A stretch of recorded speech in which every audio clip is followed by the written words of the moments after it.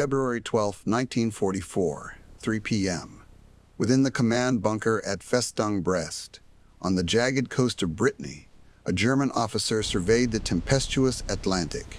Outside, the wind howled, whipping waves against concrete walls that had been meticulously crafted, buttressed, and reinforced by millions of tons of steel and stone. This was the Atlantic Wall, and to men like him, it was more than just a defensive line. It was the unbreachable shield of Fortress Europe, Hitler's ultimate guarantee against invasion. From Norway's frigid fjords to the sun-baked shores of the Bay of Biscay, stretching for thousands of miles, the wall represented an astonishing feat of engineering and paranoia. Heavy artillery batteries sat ensconced in impenetrable concrete casemates, their barrels trained seaward, capable of raining down devastating fire. Along the beaches, a nightmarish landscape of obstacles had been created. Rommel's asparagus, concrete tetrahedra, Czech hedgehogs, and untold millions of mines lay buried beneath the sand,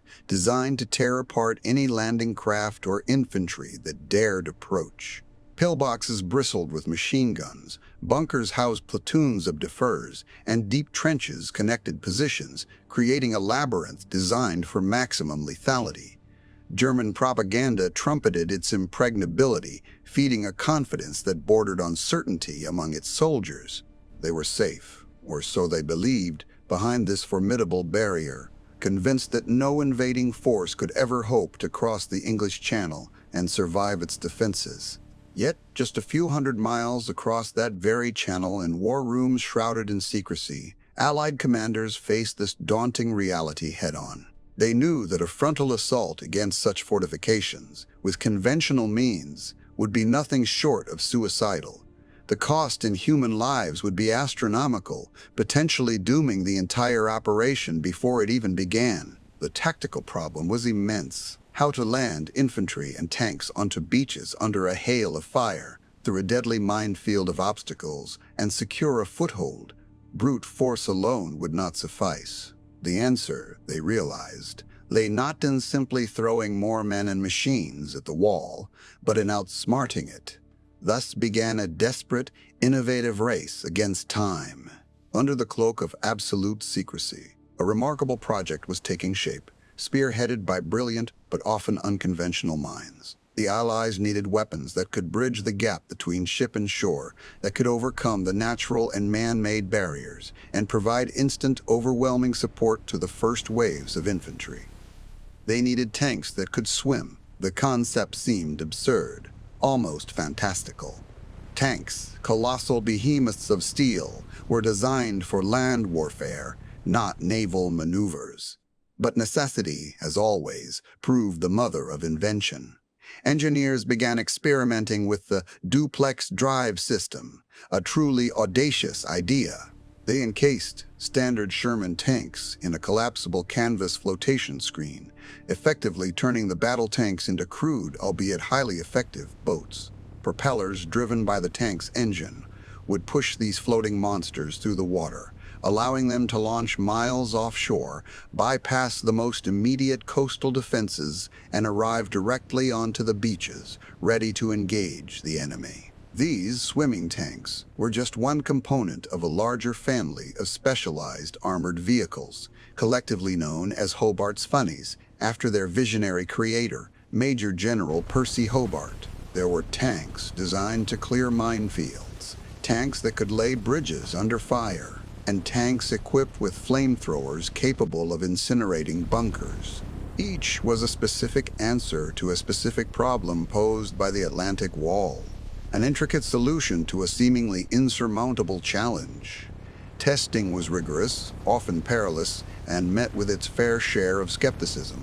Could these Rube Goldberg-esque contraptions truly withstand the rigors of an amphibious assault? Could men be trained to operate them effectively under combat conditions? The stakes were unbelievably high. Failure meant not just the loss of these precious machines, but potentially the entire invasion, and with it, the Allied hopes of liberating Western Europe. Yet the desperate need for an edge propelled the project forward, a colossal gamble placed on ingenuity and the element of surprise. These strange, secret weapons represented the Allies' quiet confidence, a stark contrast to the overt boastfulness of the Germans. They were the key to turning a fortress into a trap, waiting in the wings to rewrite the rules of amphibious warfare. June 5, 1944, 4:15 a.m. In the cold, damp war room of Southwick House, England, General Dwight D. Eisenhower faced the most agonizing decision of his career. Outside, a furious gale lashed against the windows, mirroring the storm brewing in his mind. The previous day, an identical, almost unbearable pressure had forced a 24-hour postponement. Now the meteorologists, their faces etched with fatigue and worry, offered a narrow, fragile window of opportunity, a temporary lull in the atrocious Channel weather. The seas remained rough, the clouds low, but it was the only chance. Postpone again, and the entire meticulously choreographed invasion, already weeks in the making, would unravel. Equipment would have to be restaged, the element of surprise irrevocably lost, the morale of hundreds of thousands of waiting soldiers crushed. With a grave, almost imperceptible nod, Eisenhower uttered the fateful words, "Okay, we'll go." This decision, made in the teeth of a meteorological tempest, was a colossal gamble. The very storm that threatened to scupper the invasion was, ironically, contributing to its potential success. For weeks, the German High Command had been convinced no landing could possibly take place in such volatile conditions.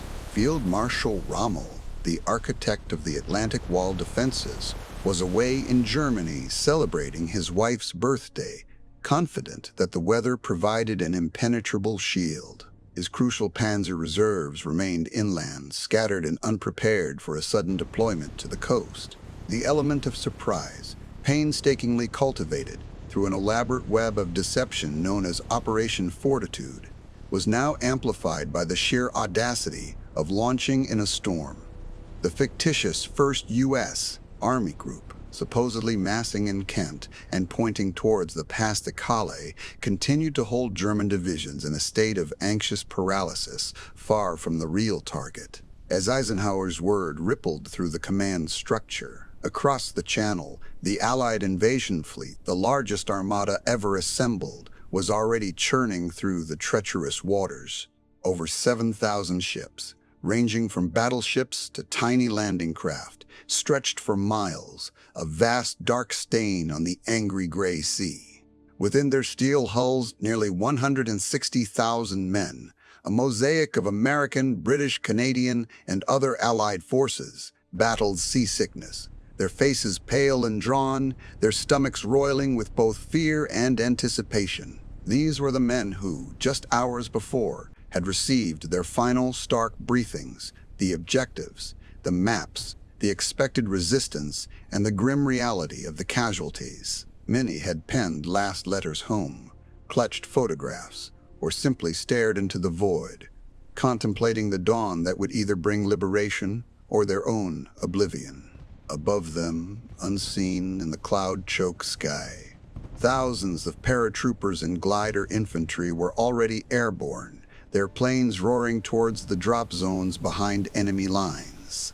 Their mission, to secure critical bridges, silence German artillery batteries, and sow chaos, disrupting communications and preventing rapid German reinforcement. They were the first to face the fury of the German defers, the vanguard of an invasion designed to rip open Hitler's fortress Europe. Many were dropped far from their targets, scattered by high winds and intense flak, but their courage and improvisation would prove vital.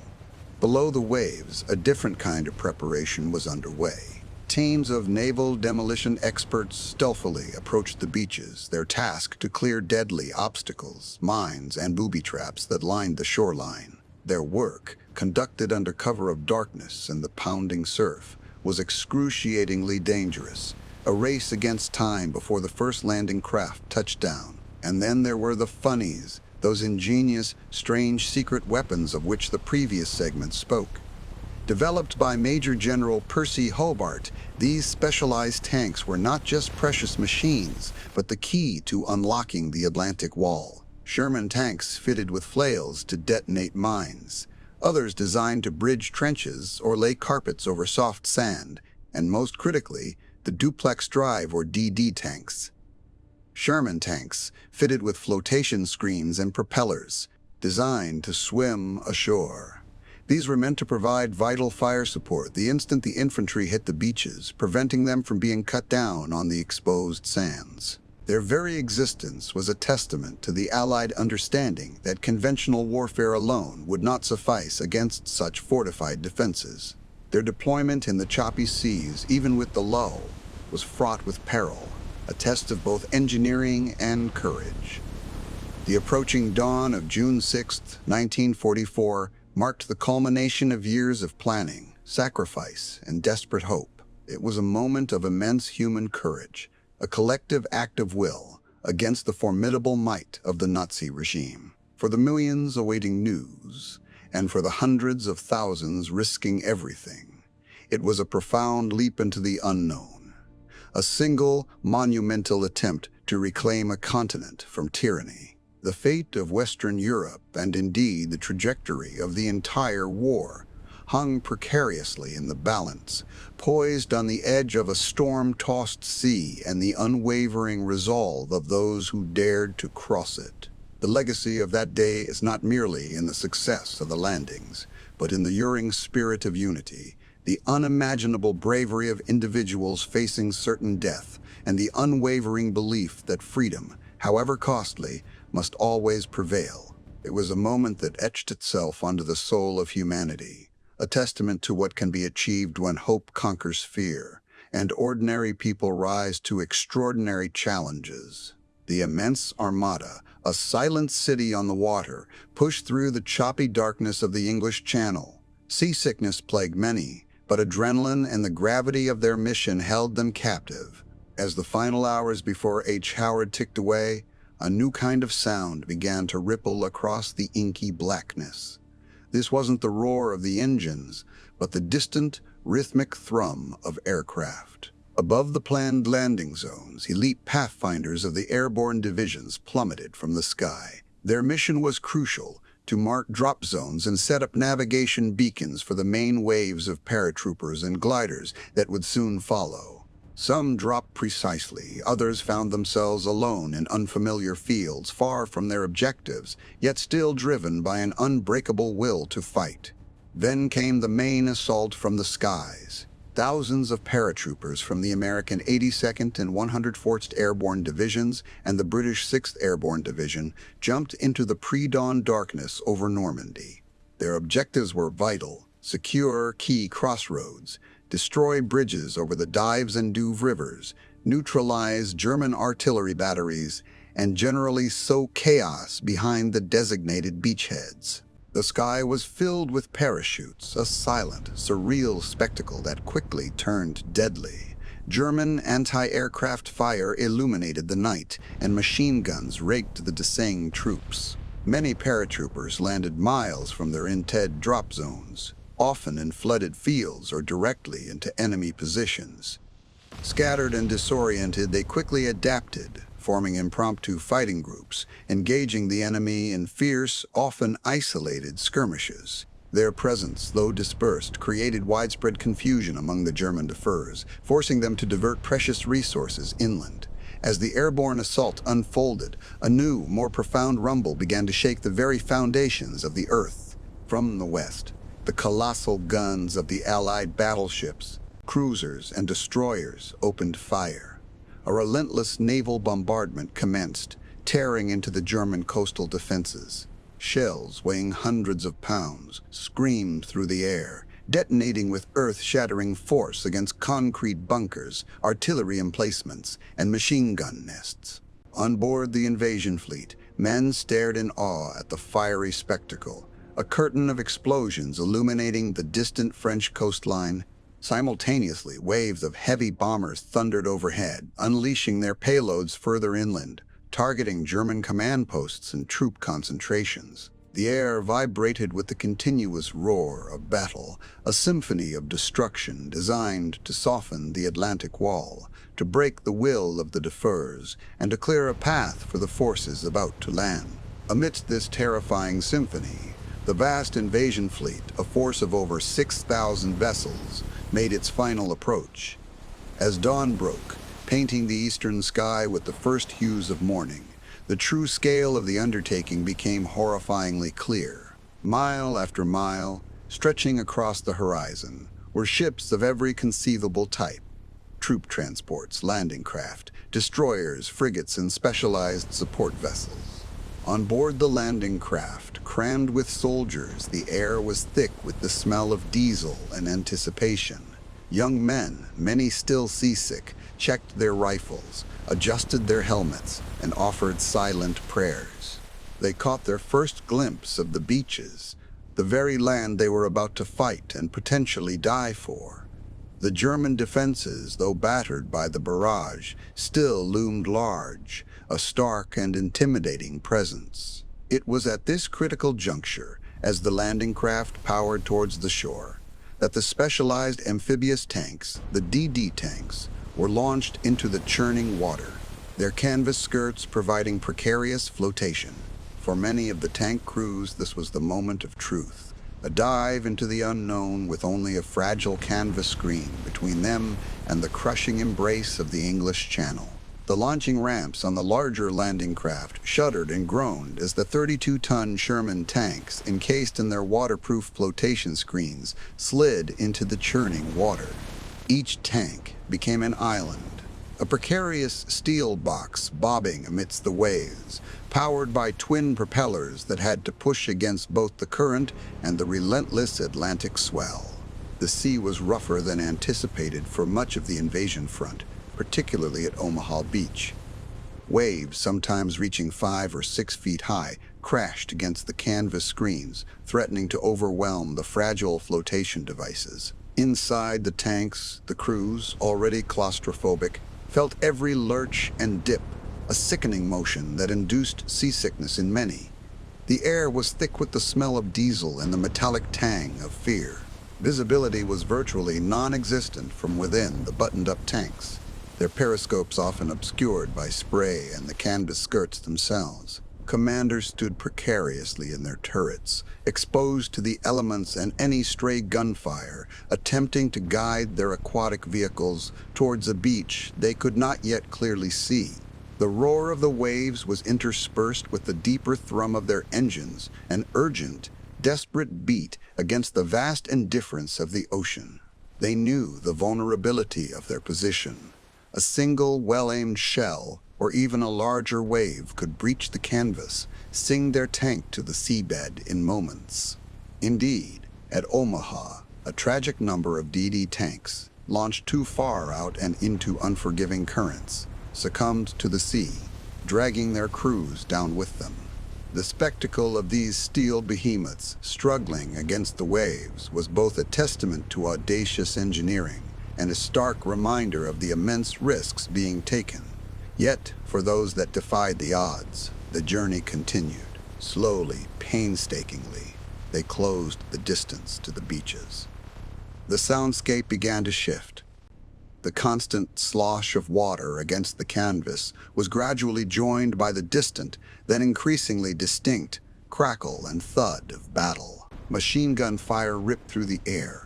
Artillery shells screamed overhead, some impacting the water nearby with violent geysers. The German DD-4s, still reeling from the aerial and naval bombardment, had begun to regain their composure, pouring fire onto the approaching Allied armada. For the tank crews, the realization dawned that they were no longer merely battling the sea. They were entering the crucible of the invasion itself. The canvas screens, which had been their lifeline, now became an impediment. As the tanks neared the shore, the propellers struggled in the shallower water, and the engines roared in protest. Crews had to execute a dangerous maneuver, deploying the collapsible screens while still in the surf, often under direct enemy fire, to allow their main gun to bear on the fortifications. This was a critical and deeply exposed moment, demanding split-second timing and immense courage. If the screens didn't drop properly, the tank would be stuck, a sitting duck for German anti-tank guns. Then, with a grinding lurch, the tracks bit into the sand. The roar of the engines changed, gaining purchase, and the tanks began to claw their way up the beach, emerging from the foam-flecked surf like ancient, iron-clad beasts. As each DD tank finally cleared the waterline, its 75mm main gun, previously silent and useless, could now be brought to bear. These were the first heavy-armored vehicles to reach the beaches, offering desperately needed fire support to the infantry already fighting for their lives against the concrete strongpoints and entrenched German positions. Their arrival, often defying incredible odds, began to tilt the balance, punching holes in the formidable Atlantic wall and providing the beleaguered infantry with a fighting chance against the concentrated German defenses. Their perilous journey from the deep water to the blood-soaked sand had been completed, and the battle for Europe had truly begun. June 6, 1944. Early morning, high above the treacherous sands of Omaha Beach, the German defers of Widerstandsnest 62, a concrete strongpoint bristling with machine guns and artillery, stared in growing bewilderment out at the churning English Channel. Their initial reports spoke of a vast armada, a relentless tide of Allied ships stretching to the horizon. But then, something utterly inexplicable began to appear among the landing craft. Dark, squat shapes, unmistakably tanks, were not merely disgorging from their transports close to shore. Instead, these monstrous machines, meant for solid ground, seemed to be floating in the rough ocean swells, propelled by unseen forces. Confusion rippled through the observation posts. Field reports, initially detailed and confident, became frantic, tinged with disbelief. "Tanks are in the water," one bewildered radio operator might have relayed. "They are moving, swimming." The German command structure, heavily reliant on the myth of the Atlantic wall's impregnability, struggled to process these seemingly impossible accounts. Commanders, hardened veterans of campaigns across Europe, dismissed initial reports as exaggeration, a product of fear and the chaos of the invasion. How could tanks, heavy implements of land warfare, simply float like ducks in the open sea? It defied all logical understanding, all tactical doctrine they knew.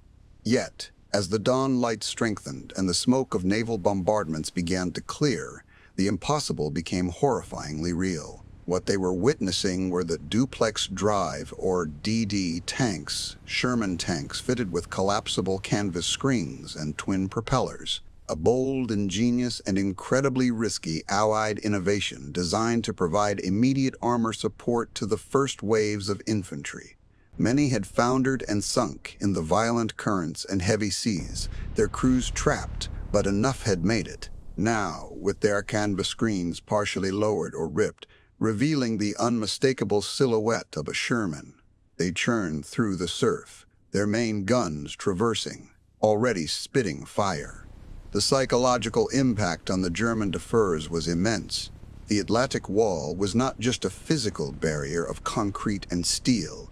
It was a psychological shield, a promise from the Führer that Germany was invincible, that no invasion could succeed. The very notion that an enemy could not only land but bring tanks directly from the sea, circumventing all the intricate anti-tank obstacles, beach mines, and coastal batteries, was a shattering blow to this core belief. It was as if the enemy had breached the fundamental rules of warfare. The carefully constructed layers of defense, the machine gun nests, the barbed wire entanglements, the anti-tank ditches, all designed to stop infantry and conventional armor on land, now seemed woefully inadequate against these amphibious behemoths emerging directly from the water. This disbelief quickly morphed into grim realization. Reports filtered back from the beach strongpoints. The floating tanks were not just a bizarre spectacle. They were active, destructive participants. Their 75mm guns hammered at the concrete pillboxes, suppressed machine gun positions, and pulverized entrenched infantry. The infantry, pinned down by murderous German crossfire, found renewed courage as the heavy thud of tank shells began to silence their tormentors. The balance of power, once heavily skewed in favor of the defers entrenched in their formidable positions, began to shift with every shell fired by a DD tank. The Atlantic Wall was not merely being attacked, it was being violated. The intricate network of bunkers, observation posts, and artillery emplacements, once perceived as impenetrable, was now revealing its mortal flaws. The enemy had found a way around the static defenses, directly confronting the German defers with mobile firepower that was supposed to be kept at bay. The myth of the impregnable fortress was not just cracking, it was shattering into a million pieces on the blood-soaked beaches of Normandy. Throughout the morning and into the afternoon, the reports grew more desperate, detailing breaches, bypassed strong points, and the relentless advance of Allied forces. German commanders, from regimental level up to General Rommel himself, struggled to make sense of the fragmented and contradictory intelligence. The sheer scale and unexpected audacity of the Allied landing, spearheaded by these improbable floating tanks, threw their carefully laid counter-invasion plans into disarray. Reserves were committed piecemeal, misdirected, or held back due to confusion and the inability to comprehend the full scope of the disaster unfolding along the coast. The fortress Europe was not holding, it was bleeding. The incredible sight of tanks appearing from the ocean depths marked a pivotal moment in the Second World War. It symbolized the Allies' willingness to innovate, to take extraordinary risks, and to defy conventional wisdom in the face of an entrenched enemy. For the German defers, it was the abrupt brutal of an illusion, the dawning horror that their defenses, their impregnability, was a lie. The Atlantic Wall, a monument to fear and a promise of ultimate security, had become a tombstone for countless German soldiers and a testament to the futility of static defense against determined ingenuity. Its breaching was not merely a tactical defeat, it was a profound psychological blow that reverberated through the entire German high command, signaling that the tide had not just turned, but had crashed upon their shores with an unstoppable force. The legacy of that day, etched into the memories of those who fought on both sides, is a testament to the human capacity for innovation under duress and the devastating impact of shattered belief. The floating tanks became a symbol of Allied audacity and German disillusionment, an image seared into history that forever changed the understanding of amphibious warfare. It was a day where the impossible became reality, and the foundations of a continent's liberation were laid, brick by agonizing brick, upon the very beaches where the myth of the Atlantic Wall finally drowned. June 6, 1944. Just after dawn, on the contested shores of Normandy, as the myth of the Atlantic Wall drowned, a new reality was clawing its way onto the beaches. The surreal image of tanks floating in the ocean had given way to an even more profound one. Those same metallic behemoths now churning through the surf, their canvas screens collapsing like discarded shrouds, to reveal the hardened steel of Sherman tanks. These were the Duplex Drive, or DD tanks, and their audacious arrival was about to fundamentally alter the precarious balance of the greatest amphibious assault in history. For the GIs and Tommies, huddled behind meager cover, pinned down by the relentless fire sweeping across the sand, the sight of these amphibious giants emerging from the waves was nothing short of miraculous. Moments before, they had faced an impenetrable curtain of German machine gun fire, mortars, and artillery, the very landscape conspiring against them. German fortifications, seemingly impregnable, bristled with weaponry, turning the beach into a killing ground. But now, here came salvation, in the form of a 30-ton war machine. Its main gun traversing, its coaxial machine guns spitting fire. The gamble of the DD tanks, launched miles offshore into the treacherous English Channel, was an act of both brilliant engineering and incredible courage, designed to propel themselves through water using a collapsible canvas flotation screen and propellers. They were a fragile concept in a volatile environment, Many sank in the choppy seas their crews tragically lost, particularly on Omaha Beach, where an ill-fated early launch into rough waters led to catastrophic losses, leaving the infantry largely unsupported against the ferocious German defenses. This absence of critical armor and fire support contributed significantly to the horrific casualty rates and the near failure of the landings there. But on other sectors, on Utah, Gold and Sword beaches, fortune favored the bold. There, the DD tanks, either launched closer to shore or encountering calmer seas, successfully made landfall. And with their treads biting into the sand, the battle for the beachhead was transformed. The sound of their 75mm main guns booming, directly engaging the concrete casemates and pillboxes that had been decimating the infantry, sent shockwaves through both Allied and Axis lines.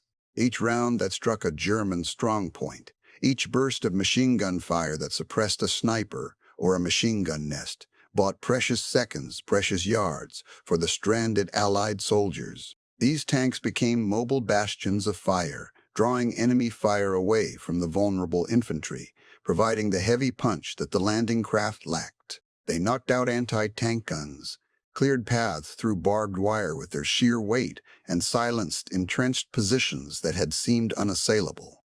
For the men crawling on their bellies, witnessing the DD tanks advance, it was a profound shift from desperate survival to cautious offense. The ability of these tanks to arrive directly with the first waves of infantry, rather than having to be brought in on specialized, slower landing craft, was the key to their critical impact. They provided immediate, overwhelming fire superiority where it was most needed, during the most vulnerable phase of the invasion. Without this early and sustained fire support, the beachheads across Normandy would have been far more costly, far slower to establish, and perhaps even untenable. The DD tanks, despite their inherent fragility and the risks involved in their deployment, turned the tide by providing the armored fist that smashed through the initial layers of the Atlantic Wall's defenses. They were the spearhead that allowed the infantry to gain a foothold, to consolidate, and eventually to push inland. Their crews, often freezing and seasick from the crossing, then transitioned seamlessly into direct combat, facing down the full fury of the German defense with unwavering resolve. Their sacrifice and bravery, whether sinking in the waves or fighting on the sand, were instrumental in ensuring that D-Day, despite its early horrors, would ultimately succeed. The DD tanks stand as a testament to the audacious spirit of wartime innovation, born of a desperate need to overcome a seemingly insurmountable obstacle. Their mixed fortunes on different beaches serve as a stark lesson in the unpredictable nature of warfare, highlighting how a single variable, like weather or launch distance, could spell the difference between catastrophic failure and decisive success. They represent the razor's edge upon which the invasion teetered, and the critical role played by specialized, daring technologies in breaking the deadlock. These floating tanks became not just symbols of Allied ingenuity, but the very instruments that forged the first agonizing breaches in Hitler's vaunted Atlantic Wall, laying the brutal groundwork for the liberation of a continent and forever changing the face of amphibious warfare. Their legacy is etched into the sands of Normandy, a poignant reminder that victory often hinges on the courage to innovate and the willingness to face the impossible head-on. June 6, 1944, just after dawn on the beaches of Normandy. The sight of tanks moving through the surf was not merely an audacious tactical maneuver. It was a seismic shift, a defiant declaration against the seemingly impregnable defenses of the Atlantic Wall, and the very dawn of a new era in military strategy. These floating tanks, along with the entire panoply of specialized assault vehicles known as Hobart's Funnies, were more than just clever engineering solutions. They were the embodiment of military ingenuity, pushed to its desperate limits, forging a legacy that would forever transform the art and science of amphibious warfare. The D-Day innovations, born from the crucible of necessity and the grim lessons of earlier, failed amphibious assaults, fundamentally altered the calculus of invasion. Commanders learned that to assault a fortified coastline, one couldn't merely rely on infantry and conventional armor. Specialized tools were required to overcome specific obstacles. The DD tanks for immediate armored support, the flail tanks for mine clearing, the fascine carriers for bridging ditches, and the AVREs for demolishing strongpoints. This integrated approach, a veritable symphony of specialized capabilities, ensured that the beachhead could be secured and expanded, giving the beleaguered infantry a fighting chance against formidable German defenses. It marked the definitive transition from simple landings to complex, combined arms amphibious assaults, setting a new standard for projecting power from sea to land. The courage required to employ these untested machines was as crucial as their design. The crews of the DD tanks, many experiencing their first combat, entered the churning waters in vehicles with a notoriously high center of gravity and the very real risk of swamping. Their determination, along with the unwavering resolve of the engineers and infantry who followed, transformed audacious concepts into bloody, hard-won reality. Their sacrifice, often in the face of overwhelming odds, etched into the sands of Normandy a testament to human bravery and the critical role of innovation in turning the tide of war. The lessons learned on those crucial beaches resonated through every subsequent military conflict. In the immediate aftermath of World War II, the principles of amphibious assault perfected at Normandy became a cornerstone of global military strategy, especially for nations with oceanic reach. The Korean War's Incheon landing, executed with a boldness reminiscent of D-Day, directly applied these doctrines, demonstrating the enduring power of surprise, combined arms, and the rapid projection of force onto enemy shores. Throughout the Cold War, the development of faster landing craft, hovercraft, and the integration of helicopters into assault plans, creating the concept of vertical envelopment, built directly upon the foundational innovations of 1944. The modern Marine Corps, with its emphasis on rapid expeditionary warfare and ship-to-shore connectors, like the LCAC, traces its lineage straight back to the urgent demands for specialized solutions on D-Day. Even today, as militaries grapple with asymmetric threats and contested littoral environments, the core challenges remain: how to safely and effectively put troops and equipment ashore, how to overcome natural and man-made obstacles, and how to maintain the initiative against a defying force. The technological marvels may have evolved, but the underlying principles of ingenuity and combined arms synergy are timeless echoes of Normandy. Beyond military doctrine, the legacy of D-Day's amphibious innovations stands as a profound testament to the human spirit's capacity for problem-solving under duress. It reminds us that victory often hinges not just on superior numbers or brute force, but on the daring application of intellect and the courage to challenge conventional wisdom. The floating tanks and their brethren were not merely instruments of war. They were symbols of a relentless pursuit of solutions, a refusal to accept the impossible, and a deep-seated belief that ingenuity could overcome even the most formidable barriers. As the waves continue to break upon the shores of Normandy, their rhythmic ebb and flow carry the whispers of that momentous day.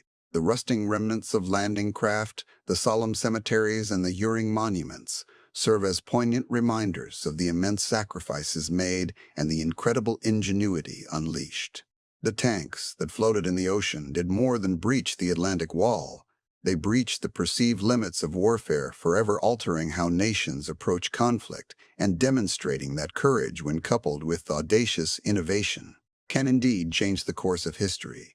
Their enduring impact challenges us to remember that even in the face of overwhelming obstacles, the human capacity for invention and the unwavering will to prevail can forge pathways through the impossible.